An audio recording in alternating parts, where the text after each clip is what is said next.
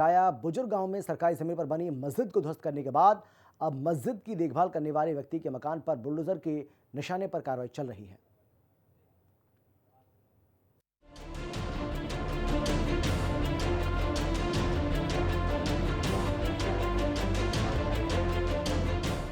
योगी का ऑर्डर, फिर लौट आया बुलडोजर। योगी का बुलडोजर चला, अतिक्रमण मिट्टी में मिला।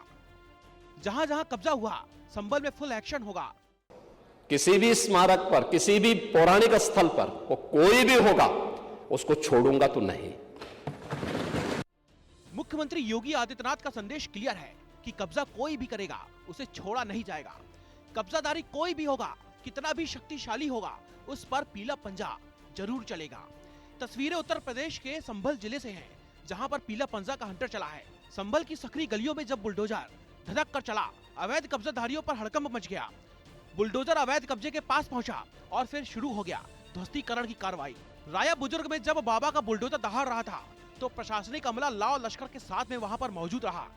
4 थानों की फोर्स, 50 से अधिक जवान, 15 लेखपाल, 3 कानूनगो की मौजूदगी में प्रशासन का हंटर चला। इसी गांव में तालाब से लगभग 100 मीटर दूर नवीन प्रति की 552 वर्ग मीटर भूमि पर अवैध कब्जा करके गौसलपुरा मस्जिद का निर्माण किया गया था। 2 अक्टूबर 2025 को जब प्रशासन बुलडोजर लेकर के पहुंचा, तो मस्जिद कमेटी ने 1 सप्ताह का समय मांगा। इस बीच मामला इलाहाबाद हाई कोर्ट पहुंचा, जहां पर सुनवाई के बाद प्रशासन को नियमानुसार कार्रवाई के निर्देश मिल गए। देखिए, अवैध अतिक्रमण जो यहाँ राय बुजुर्ग में हुआ था, उसी को डिमोलिश करने की कार्रवाई आज यहाँ की जा रही है, जो कि लगातार चल भी रही है।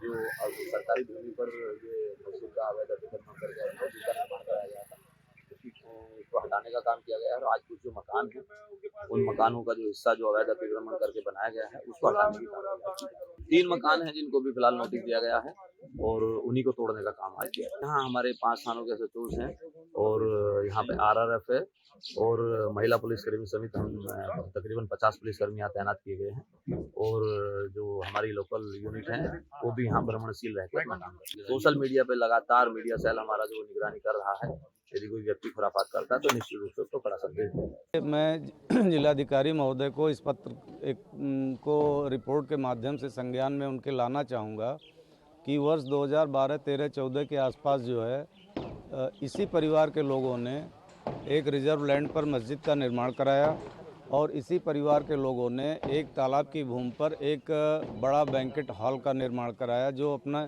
कॉमर्शियल पर्पस के लिए उपयोग किया जा रहा था। तो उन सभी से कब्जा तो हटा दिया गया है, लेकिन इस बात की जांच कराई जाएगी कि किनके संरक्षण में ये सब कार्रवाइयाँ, कब्जे का व्यापार फल फूल रहा था, उस पर जांच की। दरअसल संभल के सलेमपुर सलार में 439 वर्ग मीटर जगह पर मस्जिद बनी थी। गांव की जमीन साल 2000 में अलॉट की गई थी।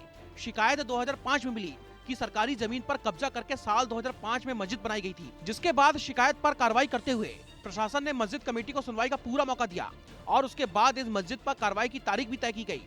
गाँव के लोगों को 3 जनवरी तक की मोहलत दी गई थी। सुबह प्रशासन का बुलडोजर पहुंचता, उससे पहले ही लोगों ने खुद ही मस्जिद को हटा दिया। इसके पहले उत्तर प्रदेश के संभल में बिजली चोरी के खिलाफ बड़ा अभियान चलाया जा रहा है। सुबह सुबह 5 बजे जब लोग घरों में सो रहे थे, तो भारी पुलिस फोर्स के साथ में राई सत्ती इलाके में DM राजेंद्र पेशी और SP KK बिश्नोई के नेतृत्व में पुलिस और बिजली विभाग की टीमों ने छापेमारी शुरू कर दी। संभल में बिजली चोरी ऑपरेशन के दौरान टोटल 81 बिजली चोरी के मामले सामने आए हैं। 52 मामले संभल और 29 मामले चंदौसी से सामने आए हैं। अधिनियम 135 के तहत ये कार्रवाई की जा रही है। पिछले साल से लेकर के अब तक 35,000 से अधिक स्मार्ट मीटर लगाए गए हैं। लाइन लॉस में काफी कमी आई है। हालात ये है कि बाहर नए मीटर तो लगाए गए हैं, लेकिन कटिया डाल करके अभी भी चोरी की जा रही थी। ब्यूरो रिपोर्ट, हिंदी खबर। जमीयत उलेमा हिंद के अध्यक्ष मौलाना अरशद मदनी ने नफरत की राजनीति को देश के लिए खतरनाक बताया है। बताएंगे आपको, लेकिन